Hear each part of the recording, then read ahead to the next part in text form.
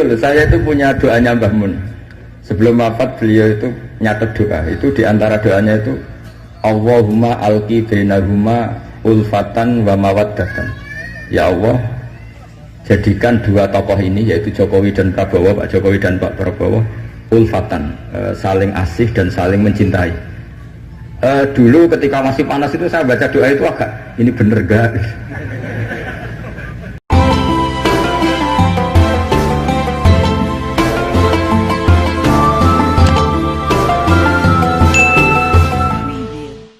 Waalaikumsalam warahmatullahi wabarakatuh. Bismillahirrahmanirrahim.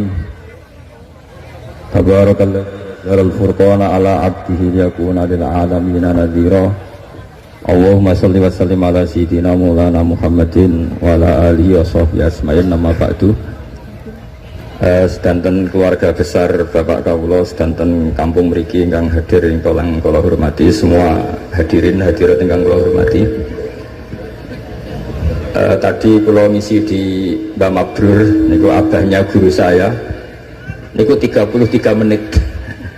Jadi kira-kira di sini gimana menit?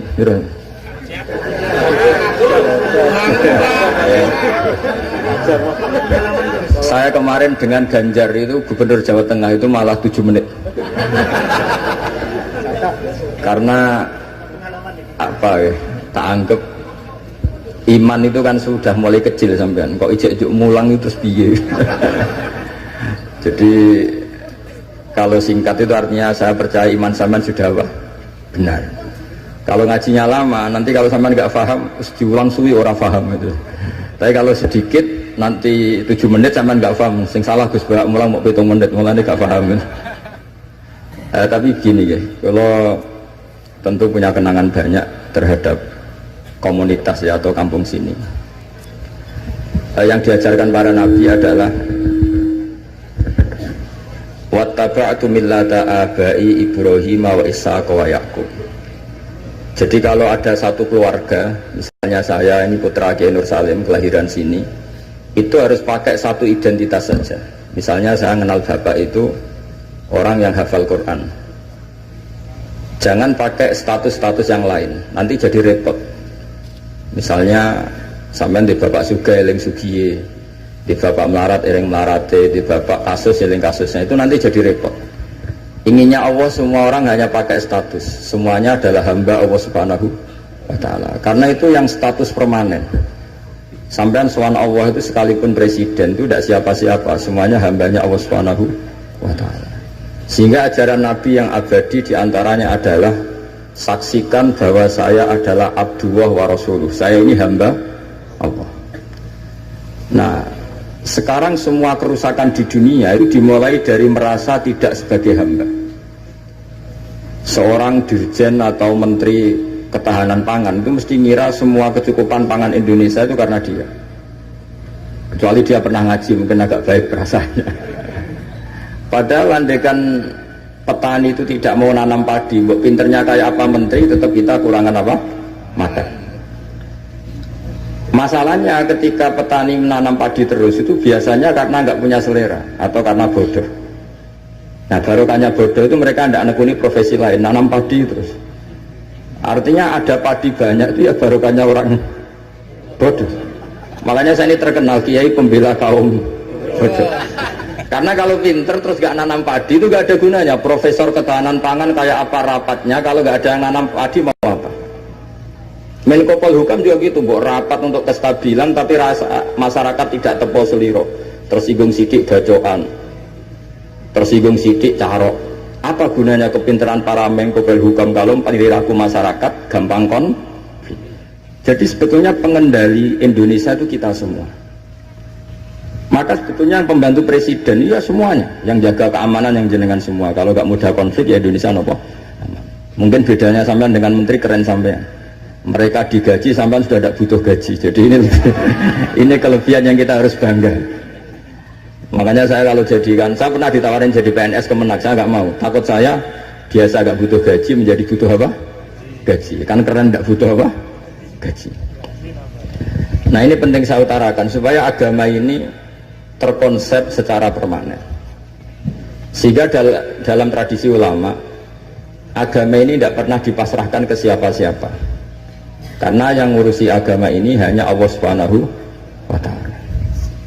Pernah dalam satu dialek, Umar adalah orang yang sangat sukses dalam memimpin Islam, sampai menaklukkan zaman itu sudah sampai Eropa Timur, sampai Asyirkul Aqsa.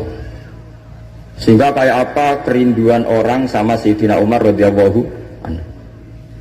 Sehingga cerita mereka tidak kebayang kalau setelah Umar itu ada pemimpin yang sekali berumar. Sehingga Umar dipaksa dengan tanda kutip dipresur supaya bikin pengganti suksesi. Setiap Ibnu Umar anaknya jalan-jalan kemana-mana, itu mesti masyarakat bilang gini, Mbok yo abah kamu itu bilang ada suksesi supaya pemimpin ini jelas tahapannya. Terus mereka bikin analogi itu kias. Kalau ada kambing 100, penggembalanya tinggal gelanggang, itu dianggap dolim, tidak ya dolim, pasti kocar kacir. Apalagi ini penggembala manusia, kalau suatu saat Umar meninggal, itu pasti kacau. Umar sempat tertarik sama pikiran itu, sehingga beliau ingin menunjuk seorang khalifah pengganti. Lama-lama beliau bangun terus bilang gini, tidak jadi kan. Agama ini yang punya Allah, jadi nggak boleh dipikir oleh Umar. Agama ini pernah ditinggalkan orang yang lebih baik ketimbang saya, yaitu Abu Bakar, tetap jalan.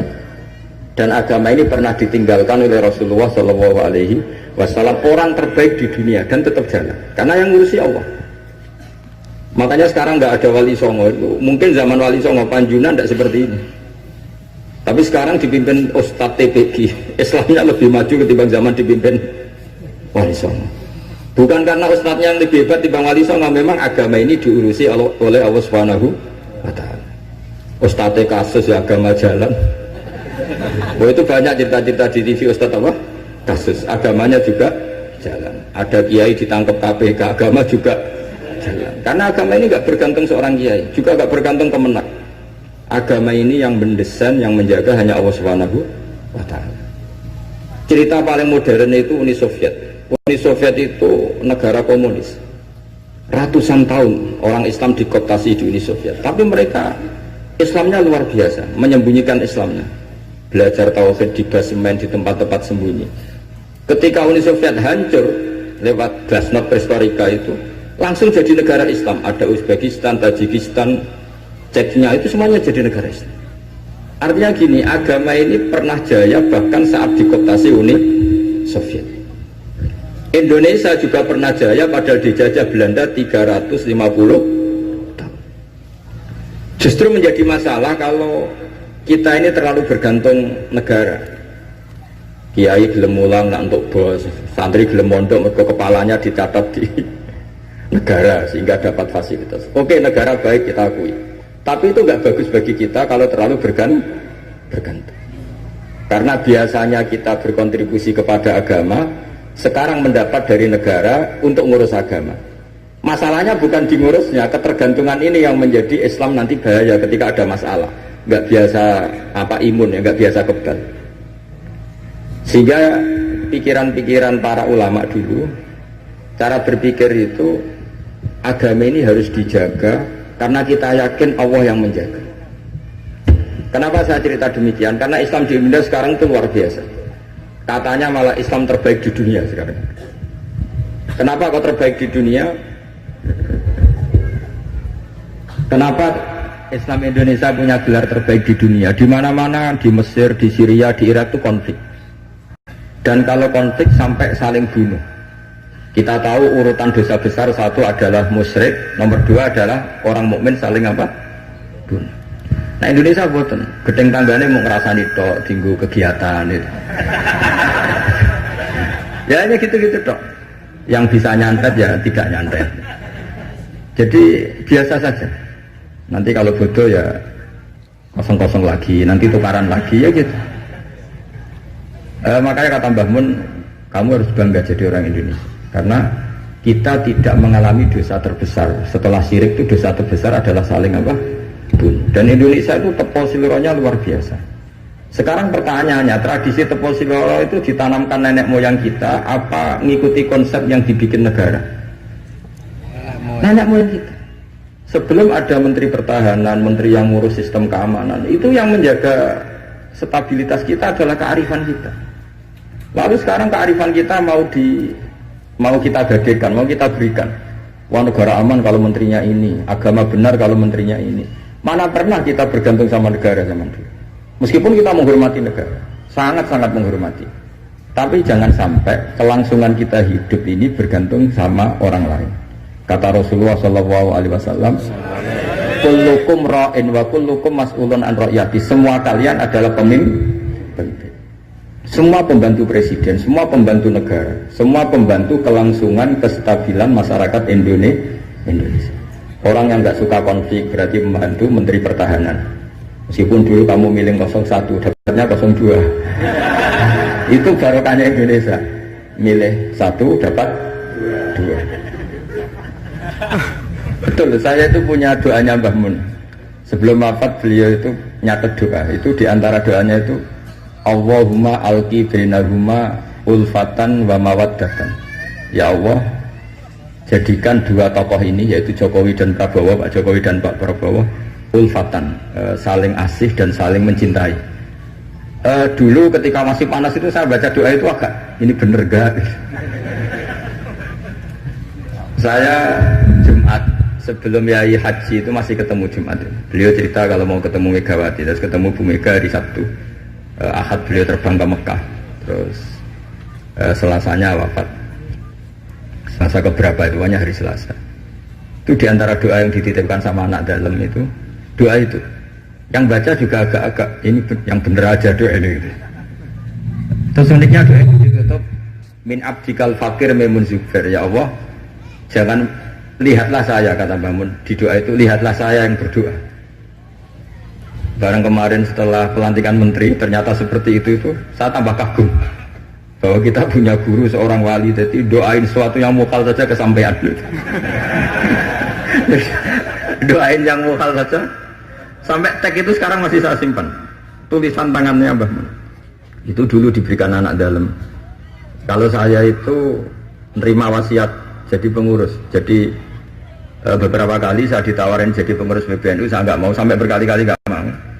Hanya PBNU tidak kurang akal pakai tangannya Mbah Mun supaya agak maksa saya. Karena saya memang dari dulu nggak punya rencana jadi orang besar, biasa aja, gak jenengan itu kan enak. Mau ngopi santai, mau melarat ya pantas, mau keliru ya pantas karena ada kiai itu. Jadi enak lah. Jadi kiai itu kan tidak enak. Nak ramangan dia lesu tapi nak keliru disalahkan orang akeh. Nah sampai nak salah dimaklumi. Jadi enak. Supaya masyarakat awam itu enak. Terus jadi kiai ruginya gini. Misalnya saya orang alim alama, ada pengumuman Gus Bak masuk surga. Nanti pengumuman kedua itu mengecewakan dan para penggemarnya. Memang aturannya. jadi rugi sebetulnya. Karena memang aturannya gitu. Para wali, para orang alim ini kan dapat masuk surga. Tapi pengumuman kedua itu dan itu nggak ada syaratnya. Pas para penggemar itu nggak ada syarat. Siapa saja bisa. Makanya terus banyak orang jalan pintas, nggak mau alim sendiri ya, penggemar Gus Bak aja. Itu sebetulnya oportunis, itu orang nakalan lah kira-kira gitu. Terus akhirnya saya ditimbali beliau, kata beliau menyuruh saya supaya mau jadi di antara jajaran Suriah. Yang unik dari wasiat beliau itu bukan masalah Suriahnya. Kata beliau, Indonesia itu harus kamu jaga. Bila perlu nanti di lembaga dakwah NU itu melibatkan orang macam-macam, dari partai macam-macam, termasuk partai PDI. Terus ketika tak tanya kenapa ya, sing iso jogo Indonesia itu nasionalis dan religius. Dan yang menjaga ini penting, kata beliau. Ojo sampai Indonesia itu dosa paten pinaten. Carane ya aku kudu rukun mbek Megawati dan mewakili kaum religius dan nasional. Kalau nak sepaten pinaten repot kayak Mesir, Syria. Jadi fikihnya Mbah Mun itu jangan dilihat misalnya seorang kiai ketemu Mega, enggak. Lihatlah ini satu ikhtiar supaya Indonesia itu damai. Kenapa? Indonesia. Saya termasuk santri yang akhirnya mencari-cari argumentasi itu. Singkat cerita, saya nyari itu di khazanah-khazanah kitab dan ketemu, yaitu Rasulullah pernah berdamai dengan Suhail bin Amr.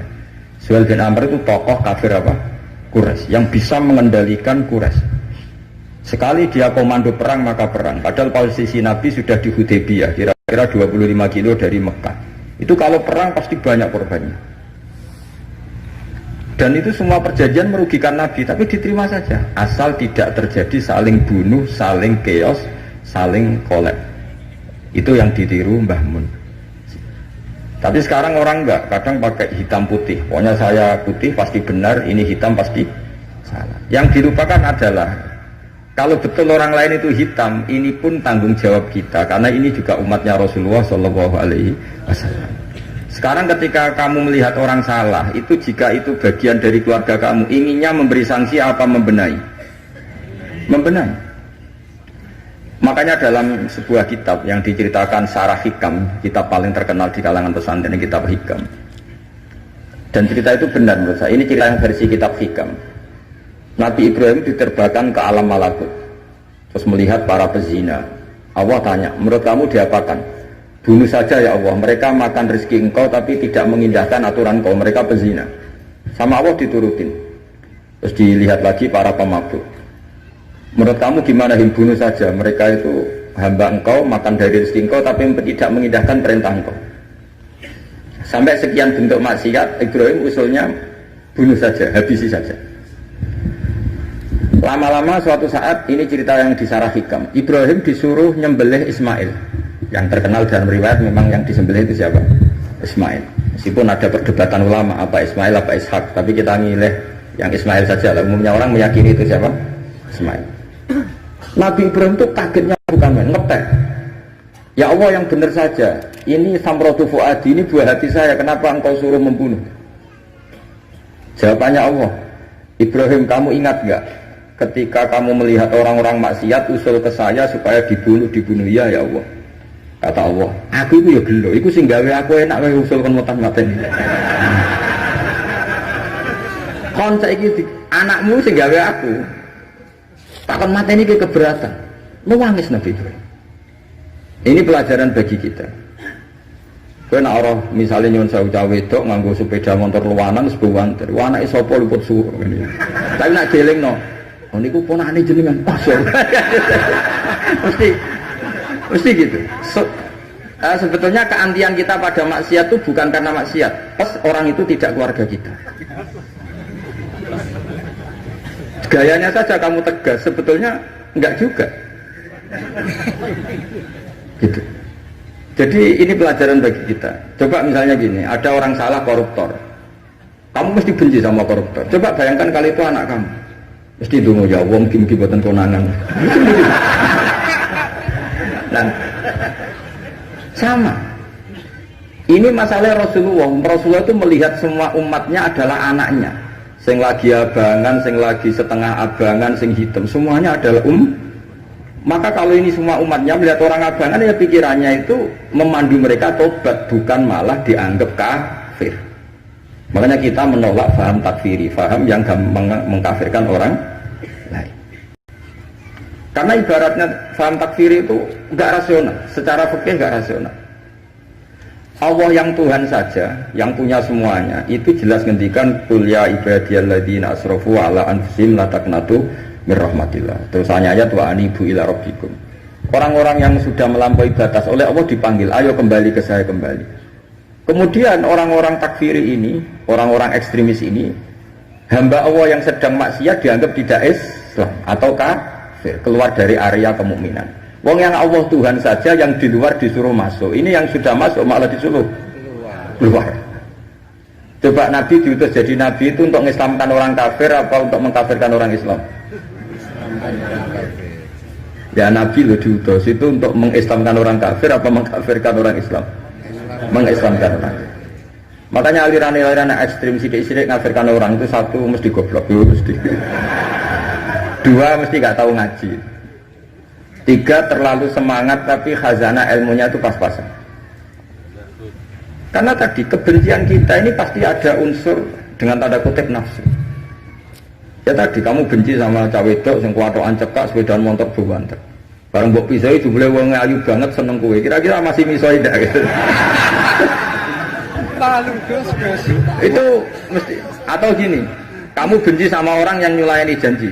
Zaid tidak janji sama kamu, mesti marah. Janjian kok gak rene gini-gini. Coba Zaid itu orang yang ngutangi kamu. Berani nggak ngumpat-ngumpat Zaid meskipun nyulayani janji? Zaid itu orang yang memberi utangan kamu 10 juta, terus janjian nyulayani janji. Bisa nggak kamu bentak Zaid? Terus gak ditagih sewenang. Artinya ketika kamu disulayani janji marah itu mesti gini. Sudah nyulayani janji plus tidak berjasa. Nah ini yang kita dapat kearifan dari Nabi Ibrahim. Saat kita enak saja usul orang maksiat dibunuh, dimatikan oleh Allah, itu plus mereka kebetulan tidak anak kita. Coba andaikan zaman di alam malakut Ibrahim tahu yang nakal itu anaknya, apa kira-kira usul demikian? Nah makanya ini jaga kearifan kita, bahwa bayangkan orang lain itu keluarga kita. Makanya kearifan dari bapak bapak itu senangnya kancanan orang macam-macam, masuk musim bulat-bulat. Terus setiap saya tanya, kenapa Pak?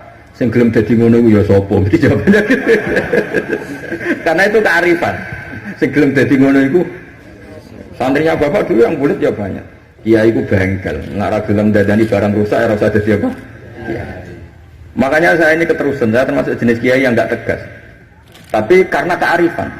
Kiai yang terlalu tegas itu biasanya enggak pati arif. Ya tadi, bayangkan itu anak kamu, kepengen ngaji malah diboyong. Cara itu anakmu, Pak Yai memberi kepengen didadani malah jiran. Jadi ini pelajaran bagi kita. Jadi coba khazanah itu jangan sampai hilang. Memang ada banyak riwayat tentang Nabi Ibrahim menyembelih Ismail. Sebagian kitab meriwayatkan bahwa Ibrahim itu saking senangnya sama Allah, ditanya, Ibrahim, andaikan kamu punya sapi sekian, kamu korbankan untuk saya enggak? Iya ya Allah, untuk taqarrub ilaika. Kurban ini maknanya satu prosesi ibadah untuk mendekatkan diri kepada Allah. Mana ada terima sapi unta, nak jenengan nyuwun anak kula mau tak korban. Terus dites tenan disuruh nyembelih apa? Ismail. Tapi saya lebih cocok sama riwayat yang diterangkan di sarah kitab Hikam tadi. Jadi beliau mengalami kasaf, diangkat. Kasaf itu satu kemampuan untuk melihat alam gaib. Kemudian dipertontonkan Allah alam malakut. Terus Ibrahim main usul supaya orang-orang itu dihabisi. Suatu saat itu tadi diingatkan Allah, coba anak kamu sembelih. Lu gimana ya Allah, ini samratu fuadi buat saya. Terus kata Allah, ketika kamu usul langsung tak turuti, kok saya usul kamu pikir-pikir katanya. Tapi ini anak saya, memang yang saya bunuh itu hamba siapa, itu juga hamba saya kata Allah. Nah semenjak itu Ibrahim jadi halim. Ibna Ibrahim ala halimun Allahumunib. Semenjak itu dia jadi halim. Beliau jadi halim. Halim itu mudah memaafkan. Dulu enggak ya, agak-agak temperamental.